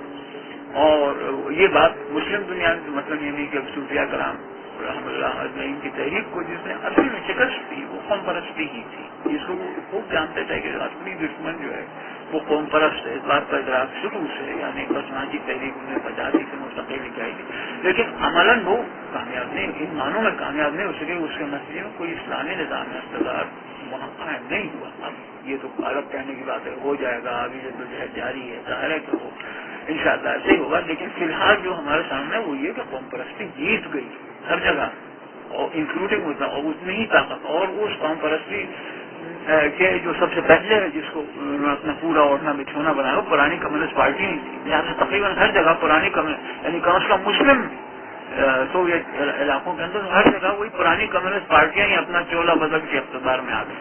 اور کسی نے بھی نہیں کہا کہ نہیں یہ نہیں، انہوں نے کہا وہ تو مارکیٹ کو انٹروڈیوس کر دو، ہمیں تمہارے کوئی ایسا ہاتھ نہیں. تو جو جس چیز نے فتح حاصل کی مشرقی یورپ میں اس کی وہ قوم پرستی تھی. اب جو ہے فیوچر کا ماڈل ایسٹ یورپین کنٹریز میں جو ان کو نظر آ رہا ہے وہ سویڈن کی ریاست میں نظر آ رہا ہے. اور سویڈن جو ہے وہ ان کے لیے ایک ایسا رول ماڈل ہے کہ جہاں پہ لیبر موومنٹ جو ہے ورکنگ کلاس موومنٹ اس نے کیپٹلزم کو آرگنائز کرنے کے لیے ایک بڑا اہم رول ادا کیا ہے. اور 1930 سے لے کے آج تک جو ہے لیبر موومنٹ جو ہے وہ بہت آرگنائز بھی رہی ہے، اور اس نے سویڈش اکانومی جو ہے اس کی اثرات ترتیب کی ہے. اب اس پہ ڈاکٹر بڑا یہ ٹیکنیکل چھوڑ دیں سویڈن ہمیں کوئی مطلب نہیں، آپ اس سب کچھ ختم ہو گیا ہے. اب ٹھیک ہے اوکے، یہ میوٹنی ختم ہو گئی. تو جو کازز تھے وہ جیسے میں اگر سمرائز کروں تو وہی تھا کہ بنیاد طور پر ریلیٹو اسکیرسٹی کا عام ہونا اور اس کے نتیجے کے اندر مسابقت کا عام ہونا، اس کی وجہ سے بغاوت ہوئی. اور بغاوت کے نتیجے کے اندر جو ریاستیں قائم ہوئی وہ ٹپیکل نیشنلسٹ لبرل ریاست تھی. اور بس وہ ایک بات جلانی والی جو گئی تھی وہ گزر گئی کہ وہ مغرب کا رول جو یعنی ویسٹ جرمنی نے پولینڈ کے اندر مطلب ویسٹ جرمنی انٹیلیجنس نے بہت زیادہ کام کیا، اور اس کا یعنی امپیریلسٹک گینز تھے کیونکہ جب پولینڈ کی یعنی سوشلزم سے اسٹیک رہا اور اس نے ظاہر شروع میں ریفارمز نہیں کی تو اسٹیج پہ آگے اسے پھر بہت بڑی حد تک بوروئنگز وغیرہ کرنی پڑی ویسٹ سے، اور ان بوروئنگز کا فائدہ ظاہر امپیریلسٹک گین تھا ویسٹ کے لیے.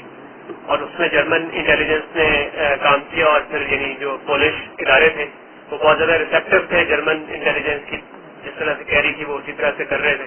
اور یہ امپیریلسٹک گین ویسٹ کو ظاہر ہے اس بوروئنگز کی وجہ سے ملا جو بلینز آف ڈالرز. اور اس کی زیادہ تفصیل ضرورت ہے میں سمجھتا ہوں. مغرب میں ظاہر ہے کہ تحریکیں سب کامیاب ہوئی ہیں تو مغرب کی کامیابی ہے، بالخصوص امریکہ کی اور جرمنی کی کامیابی ہے. جرمنی کی خاص دلچسپی اس لیے تھی کہ جرمنی کو 2 حصوں میں توڑ دیا گیا تھا. مشرقی جرمنی کمیونسٹ تھا، اور ظاہر ہے کہ جرمنوں نے کبھی بھی یعنی مغربی جرمنوں نے کبھی قبول نہیں کیا تھا کہ مشرقی جرمنی جو ہے وہ اس کو ہم چھوڑ دیں گے، ایسا نہیں، بلکہ کبھی بھی مشرقی جرمنی کو ریکگنائز نہیں کیا. اور ہمیشہ جیسے ہم نے بنگلہ دیش کو کر لیا انہوں نے ہمیشہ اس کو اپنا حصہ سمجھا ہوا اس وجہ سے. اچھا مغرب کی جو یعنی جو مغرب کی جو انفلٹریشن ہے، مغرب کی جو یہ کامیابی ہے، یہ اس کی 3 وجوہات ہیں جو الگ الگ سے ہیں کہ جن کو سمجھ لینا چاہیے۔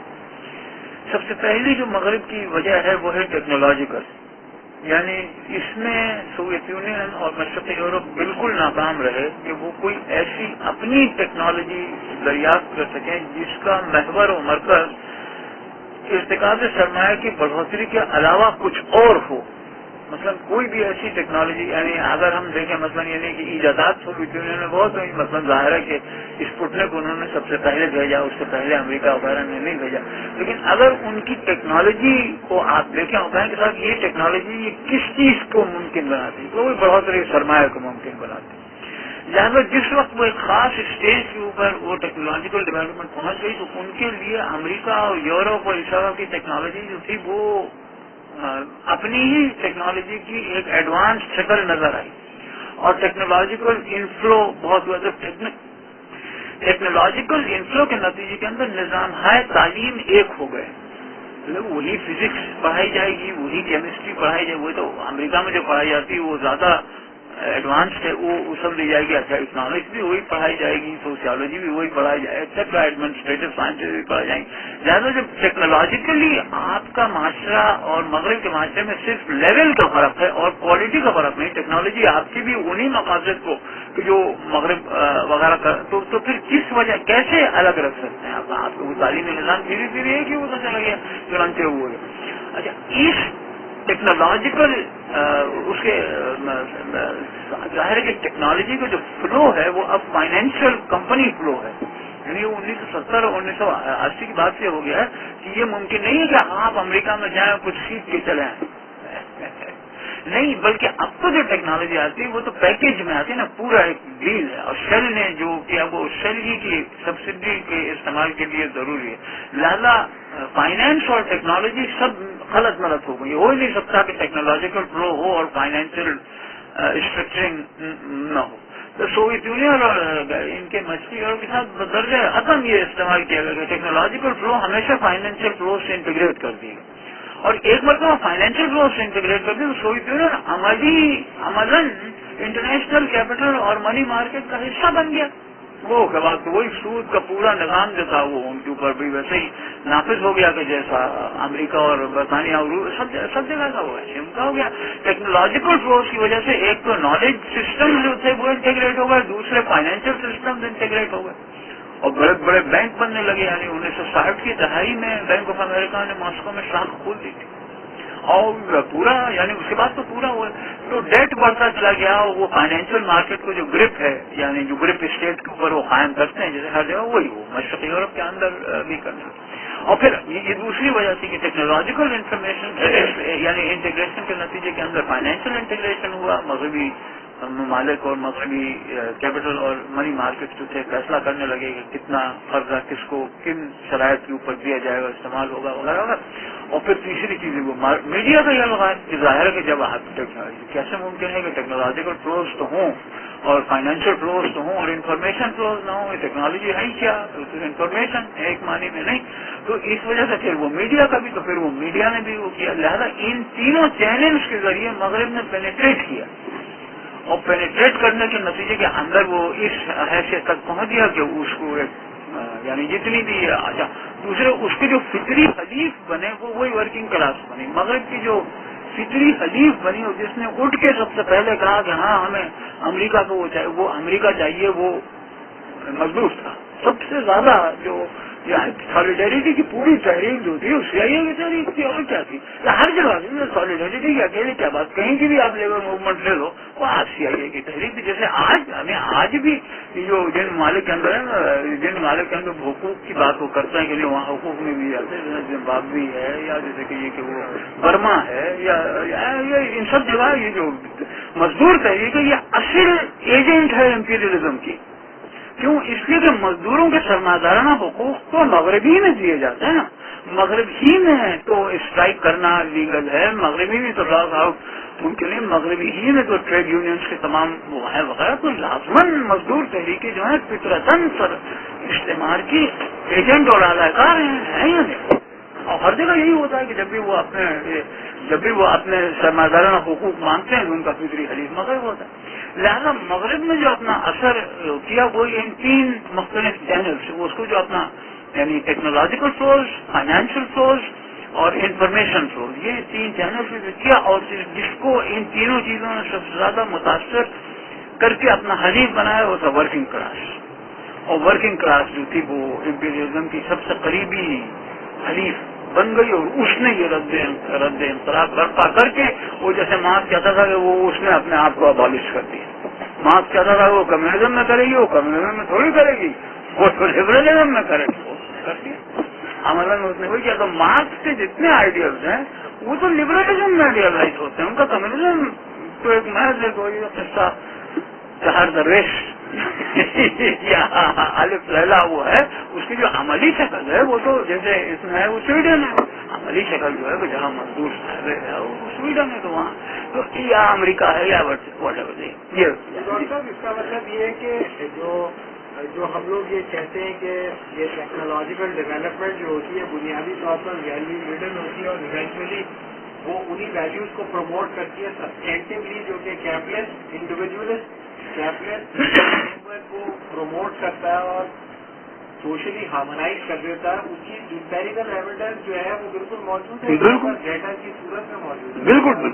یعنی کہ جو لوگ سمجھتے ہیں کہ مذہبی سطح کے اوپر ہم ایسی ٹیکنالوجی ڈیولپ کر لیں گے کہ ہم انگیج کر سکیں گے ویسٹ کو، اور جب تک ہم ٹیکنالوجیکلی ڈیولپ نہیں ہوں گے سوشلی، یعنی کہ صرف کچھ خاص ایریاز میں نہیں بلکہ ایز اے ہول ہم ٹیکنالوجیکلی ڈیولپ ہو کر ہی اس کو انگیج کر سکتے ہیں ویسٹ کو، تو اس کا مطلب یہ کہ جنگ لڑنے کی ضرورت ہی نہیں پڑے گی. انگیج کرنا کیا سر؟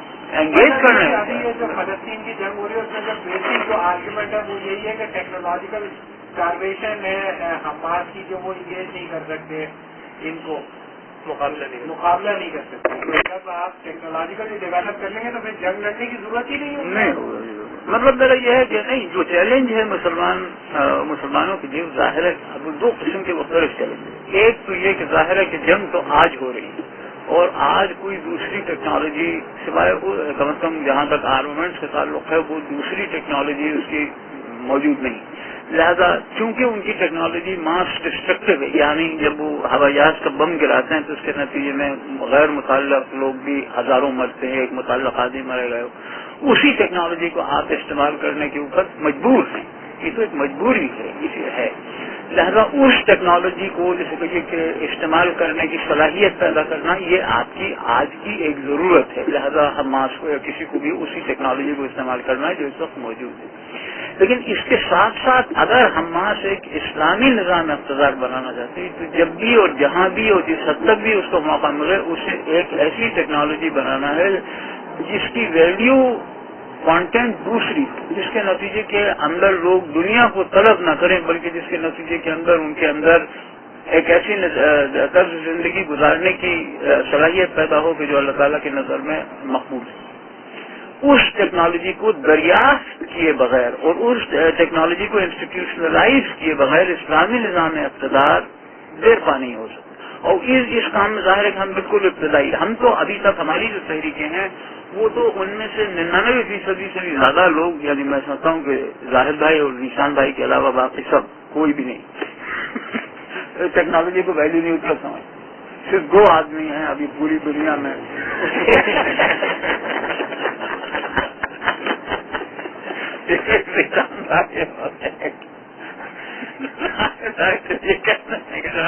ہو سکتا ہے وہاں بھائی 3 آدمی 50% بڑھ گئے. تو ابھی تک ہمارے یہاں یہ ریئلائزیشن ہی نہیں. مثلا اگر آپ مثلا سید قطب رحمۃ اللہ علیہ کی چیزیں پڑھیں تو وہ بھی کہتے ہیں، مثلا معلوم کے طریقے بالکل کھل کے فرماتے ہیں یہ ٹیکنالوجی تو مسلمانوں کا ورثہ، اس میں بڑا کیا مسئلہ ہے ٹیکنالوجی تو ہم نے ہی یعنی سب کچھ. تو مطلب یہ کہ یہ ریئلائزیشن تو بالکل موجود نہیں کہ ٹیکنالوجی ویلیو لوڈنگ ہے. ٹیکنالوجی وہی کام کرتی ہے کہ جو ایک اسپیسیفک نظام اقدار جو ہے وہ، اس لیے جو ٹیکنالوجی ہم ایجاد کر دی. تو اس وجہ سے جس وقت وہ ٹیکنالوجیکل اور انفارمیشنل اور فائنینشیل فلوز ہوئے تو جس شخصیت نے فروغ پایا وہ کوئی مارکس کا کسی ٹیم نہیں تھا بلکہ وہ وہی لاک کا یا روسو کا یا وہ انڈیویجل تھا. यहाँ पर ये एक दो सवाल है। एक तो ये कि जो जैसे हमने देखा कि मखसूस किस्म की टेक्नोलॉजिकल इम्प्रूवमेंट को अडॉप्ट करने के नतीजे में तालीमी निज़ाम और सोशल निज़ाम हर चीज़ जो है वो एक खास शक्ल इख्तियार कर गई। तो इससे तो वो मार्क्स का जो बुनियादी बात वो कहते हैं कि मीन्स ऑफ प्रोडक्शन जो है वो असल है, उसकी बुनियाद पे जो तालीम, सोसाइटी के तस्वुर, ये सब तो उससे डेवलप होते हैं, उसके हद कंसिस्टेंट होते चले जाते हैं, तो कंफर्म होती भी नहीं लगती। बशर्ते कि आपका जो ओरिएंटेशन जो है वो वही हो कि जो मार्क्स प्रिज्यूम करता है, यानी आपका ओरिएंटेशन यही हो कि इस सब के नतीजे के अंदर आप मैक्सिमाइज करेंगे यूटिलिटी और प्रॉफिट। अगर आपका मसला जिंदगी कुछ और है तो ये इसकी जरूरत नहीं, लेकिन हाँ ये दुरुस्त है। अच्छा, दूसरी ये कि ये जो रिलेशनशिप है ये कॉम्प्लेक्स है, यानी ये कि कोई जरूरी ओवर डिटरमेंट है, कोई जरूरी नहीं, आप ये प्रेडिक्ट नहीं कर सकते कि अगर रिलेशन मोड ऑफ प्रोडक्शन में ये तब्दीली इस वक्त आएगी तो उसके नतीजे में लाजमन रिलेशन ऑफ प्रोडक्शन। मसलन स्टालिन के दौर में भी टेक्नोलॉजी इम्पोर्ट होती थी, लेकिन काउंटरवेलिंग फोर्सेज वहाँ ऐसी मौजूद थी, सीक्रेट पुलिस और रिप्रेशन और ये वो, जिन्होंने ये चीजों को मुमकिन नहीं है, उसने आइसोलेट कर दिया। टेक्नोलॉजिकल इम्पोर्ट तो होगी लेकिन सिर्फ डिफेंस के सेक्टर के अंदर होगी, और जैसे कि ये कि दूसरे मामले के अंदर जो है वो मतलब कोई एडवर्टाइजमेंट नहीं होगी, मतलब टेलीविजन है कि व्हाटएवर वो कर सकता था। तो इसमें चॉइस है, यानी यही जैसे पिछली मरतबा काशिफ भाई ने फरमाया था, यानी स्ट्रक्चर कुछ चीजें डिटरमिन करता है लेकिन चॉइस यानी रह सकती है। तो अगर फर्स्ट कीजिए ऑब्जेक्टिव वही है जो मार्क्स मफरूज करता है, तो यकीनन change in means of production influences relationship of production, but it is not certainly the only influence, there may be others, और उसको मीडिएट किया जा सकता है मुख्तलिफ तरीकों से। लेकिन अगर फर्स्ट कीजिए वैल्यू ओरिएंटेशन ही दूसरी है तो फिर उसके बाद ये कोई जरूरी नहीं। मतलब यही मैं बात अर्ज करता हूँ कि फर्स्ट कीजिए हम मगरब की मिलिट्री टेक्नोलॉजी को एक जरूरत के तौर के ऊपर कबूल करें, तो इसके नतीजे में ये जरूरी नहीं है कि इसके नतीजे के अंदर एक लिबरल स्टेट के पास। ये बिल्कुल मुमकिन है कि उस जरूरत को पूरा करने के लिए हम बिल्कुल जिस तरीके से अगर जरूरत के तौर के ऊपर हम इंतखाबात लड़ें, इसका कोई जरूरत, इसके कोई मंतकी नतीजा नहीं है कि हम एक जमहूरी रियासत कायम करें। हम इंतखाबात लड़ सकते हैं लेकिन जमहूरियत को खत्म करें। बिल्कुल उसी तरीके से मुमकिन हो सकता है कि हम मगरब की मिलिट्री टेक्नोलॉजी इस्तेमाल करें लेकिन इस्लामी माशरा कायम करने के लिए दूसरी कुव्वतों को यानी करके उस जरूरत को उसी काम के लिए महदूद करें। और डॉक्टर जब हम ये कहते हैं कि फर्ज करें कि हम डिफेंस टेक्नोलॉजी इस्तेमाल कर लें बस नजरिया जरूरत के मुताबिक, तो सवाल यह पैदा हो जाता है कि यानी हम किस कैफियत में इस्तेमाल, क्या हम उनके डिपेंडेंट रहते हुए करेंगे, हमेशा उनसे लेके करेंगे, तो वो तो हमेशा हमसे एक स्टेप आगे। तो यहीं से तो वो दलील पैदा करते हैं मुस्लिम कॉन्फ्रेंस के हमें जरूरी है कि हम उन उलूम में भी आगे बढ़े ताकि हम ऐसे हथियार या ऐसी टेक्नोलॉजी बनाएं तो जो उनसे आगे हो या नहीं। इसमें हमें मुस्लिम कॉन्फ्रेंसों से इख्तलाफ नहीं है, इख्तलाफ हमें उनसे ये है कि ये एक जैसे आपने फरमाया इस्तिरारी कैफियत है, और ये जो है ये टेक्नोलॉजी अगर हम जितने भी हम इसे इस्तेमाल करें तो उससे सिर्फ वो मजबूरी की वजह से कर रहे हैं, और दरअसल हमें अपनी टेक्नोलॉजी खुद बनानी। जिसके मुस्लिम कौम परस्त कायल नहीं है वो टेक्नोलॉजी को वैल्यू न्यूट्रल समझते हैं। वो समझते हैं कि अकेली मुमकिन टेक्नोलॉजी है वो वही है कि जो इस वक्त मगरब के अंदर है, और उसको किसी भी काम के लिए आप इस्तेमाल कर सकते हैं। लिहाजा जहां तक इस्तिरारी कैफियत के अंदर उस निज़ाम को उसकी इस्तेमाल करना है तो उसके अंदर हमें इख्तलाफ नहीं है, लेकिन हमारी रियासत इस चीज की कोशिश करेगी, रियासती निज़ाम के अंदर हम इस चीज की कोशिश करेंगे कि अपनी जो इंडिपेंडेंस है टेक्नोलॉजी की वो पसंद अभी तक जो चीज हमें नजर आती है यानी हाँ इसको मसला खत्म करना नजर आती है वो ये कि इसकी जो तस्खीर है यानी मशरक़ी यूरोप की जो तस्खीर है इसमें मिलिट्री टेक्नोलॉजी ने तकरीबन कोई किरदार अदा नहीं किया। यानी ये तो कहीं भी नहीं हुआ कि मतलब अमेरिका की फौजें आई हों उन्होंने आके पोलैंड पता कर लिया, ऐसा तो कहीं नहीं हुआ। उमूमन मिलिट्री टेक्नोलॉजी जहां भी इस्तेमाल हुई अमेरिका की वो नाकाम हुई, यानी उमूमन इस्तिस्ना है, मतलब आप कह सकते हैं कि निकारागुआ में कामयाब हुई या कोस्टारिका में, लेकिन ये बहुत छोटी वरना तो हमेशा मिलिट्री टेक्नोलॉजी नाकाम हुई। वो जो चीज कामयाब हुई वो तो उमूमन یعنی پروپیگنڈا اور جسے کہتے ہیں سافٹ پاور ہے. سافٹ پاور عموماً کامیاب ہوئی ہے مشرقی یورپ کے اندر کی ابھی. اسی صورت میں یہ عین ممکن ہے کہ جو چیز اصل میں کام کر جائے وہ جو ہے وہ ہماری بھی سافٹ پاور یعنی لوگوں کے دل بدل جائیں. اس کے بعد جیسے سوویت یونین کے اندر ہوا کہ آپ سوچیں کہ جس وقت سوویت یونین ڈس ممبر ہوا تو اس کے بعد پتا نہیں کیا کہتے ہیں کوئی کہتے ہیں 5100 ٹن یورینیم موجود تھا اور اتنے زیادہ نیوکلیر بم موجود تھے وہ سب کے سب ضائع ہوگا یا امریکہ کو اس میں دے دیے فروخت کر دیے. تو کیوں؟ اس لیے کہ امریکہ کی سافٹ پاور جیتی. تو اس لیے کوئی ضروری نہیں کہ یہ ٹیکنالوجی جو ہے یہ ہماری راہ میں اسلامی نظام زندگی کو برپا کرنے کے لیے کوئی نیسیسری آبسٹیکل ہو. اور یہ بھی ضروری ہے کہ اس کو استعمال ہم اسی طریقے سے کریں کہ جس طریقے سے یعنی فاقے کے وقت سور کے گوشت کو استعمال کرتے ہیں ویسا ہی. جی سر دوسرا سوال اس میں یہ پوچھنا چاہ رہا تھا کہ یہ جو مشرقی یورپ کے اندر جو ناکامی ہے یعنی مشرقی یورپ میں یہ جو ناکامی ہے کیا اس سے یہ نتیجہ نکالا جا سکتا ہے کہ اس کی وجہ یہ تھی کہ جو سوشلزم ہے وہ انسان کی فطرت کے خلاف ہے؟ واللہ عالم یعنی ان معنوں میں اگر درست ہے کہ اس نے جو انسان سے توقع کی وہ انسان یا ہیومن بینگ سے جو توقع کی وہ ہیومن بینگ پورے نہیں کر سکا. یعنی اسپیشی بینگ کے تحت اپنے انڈیویجل مقاصد کو تو یہ آپ کہہ سکتے ہیں کہ فطرت کے خلاف ہے کہ انسان یعنی کہ انسان کسی ایسے وجود کے لیے ایسے اجتماعی وجود کے لیے اپنے ذاتی مفادات کو کہ جو اصل میں موجود نہیں ہے اس کے لیے نہیں کرتا. اس معنی میں شاید اتنی ہو پتا نہیں. ہاں جی آگے. اب اس میں ہم لیسن فار اسلامک ریولیوشنری تو اس میں یہ کہ سوشلزم جو ہے وہ بھی لبرلزم اور نیشنلزم کی طرح دراصل آزادی کی طرف جانے کا ایک راستہ ہے اور اسلام جو ہے وہ نہ صرف ان تمام راستوں کو بند کرنا چاہتا ہے بلکہ وہ یہ بھی چاہتا ہے کہ یہ راستے جس مقصد کی طرف لے کے جا رہے ہیں اس مقصد کو سمجھا جائے یعنی آزادی کو. اور یہی آزادی کو نہ سمجھنے کا ایک جو کنفیوژن ہے خاص طور سے مذہب خانہ مسلمانوں کے اندر جنہوں نے مغرب کی طرف جو ہے وہ ہمیشہ جنہوں نے دیکھا تاکہ وہ دنیا میں زیادہ ترقی اور اسلام کا عروج جو ہے وہ حاصل کر سکیں. انہوں نے ہمیشہ فریڈم کو آزادی کو ایک بہت یعنی اچھی قدر کی حیثیت سے دیکھا اور اس کو اسلامی ہی جانا اور اس آزادی کو انڈورس کیا جبکہ آزادی جو ہے وہ اس سے بالکل الٹ ہے اور آزادی جو ہے وہ دراصل برائی کی روح ہے اسپرٹ آف ایون جیسے ہر جگہ ڈاکٹر نے لکھا ہے اور جو ہے اس نے آج ایک ماڈرن انسان کو جو ہے اس کی فطرت کو مسخ کر کے رکھ دیا ہے. اور آزادی کی جب انسان تلاش کرتا ہے تو وہ دراصل سچائی کو اپنے اندر تلاش کرتا ہے اور اپنے اندر اپنی ہسٹری میں اپنے رائٹس کے اندر اور یہ ظاہر اس کی تلاش ایک بالکل بیکار تلاش ہوتی ہے کیونکہ سچائی جو ہے وہ نفس کے اندر موجود نہیں ہے بلکہ سچائی تو اللہ تعالیٰ نے جو ہے وہ ہمیں بتائی ہے.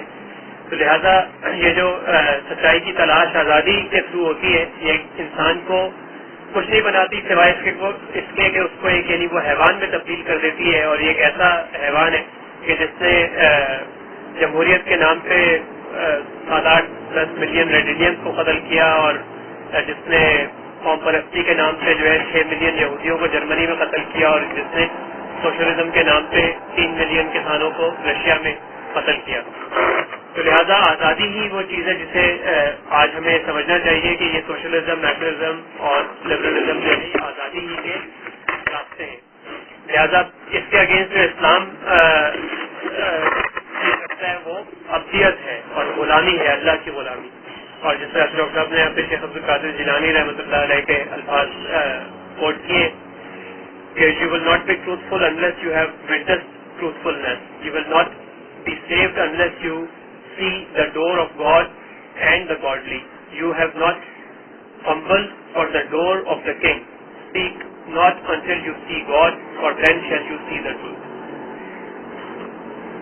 O beloved, remember God first in your heart, then in your tongue, then with your tongue remember Him for 1,000 times in your heart. Remember Him by being patient in trials, by abandonment of the world when it is given, by acceptance of the hereafter, by tawheed, by turning aside from all else. If you let loose the reins of yourself, it will become greedy and fling you aside. Control it with the reins of taqwa. Remember death for the purification of your heart.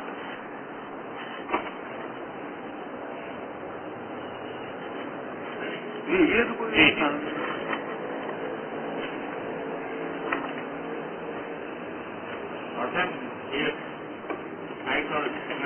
پھر سے میں تو ہمارا جو مطلب نشان بھائی جو موقف تھا کہ جو ہے سائنس جو ہے وہ ویلیو کوڈیڈ ہوتی ہے اور ٹیکنالوجی نہیں ہوتی. نہیں، میرے خیال میں یہ ان کا موقف نہیں تھا، ان کا موقف ہے کہ ٹیکنالوجی کو ویلیو سے لوڈ کیا جا سکتا ہے، جبکہ سائنس اسپیسیفک ویلیو سے لوڈیڈ ہے. یعنی سائنس جو ہے وہ تو اسی چیز سے تعبیر ہے کہ انسان قدرت کے اوپر اپنے نفس کو مسلط کرے، یہ سائنس ہے. لیکن ٹیکنالوجی جو ہے وہ دوسرے، مثلا یونانی ٹیکنالوجی جیسے وہ بیان کرتے ہیں، وہ اس کے جو مقصد تھا وہ دوسرا تھا ایٹسٹرا. تو ان کا جو پوزیشن، ان کی جو پوزیشن ہے وہ یہ ہے کہ ٹیکنالوجی کو کسی ویلیو سے لوڈ کیا جا سکتا ہے.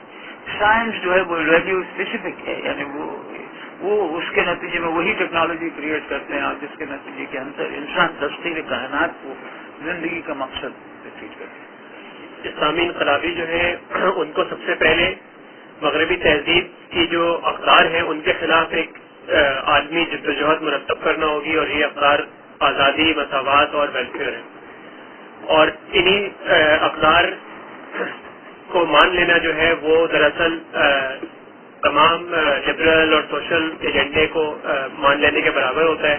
اور آج جو اسلامی تحریک ہیں وہ دراصل انہی اقدار کے کو صحیح سے نہیں سمجھ پا رہی، جس کی وجہ سے وہ ان کے خلاف کوئی مربوط اور فیصلہ کن جدوجہد نہیں کر پا رہی. لہذا اس وقت جو ضرورت ہے وہ انہی اقدار کے خلاف قرآن اور حدیث اور صوفیاء کرام کی تعلیمات کی روشنی میں ایک جدوجہد برپا کرنے کی ضرورت ہے.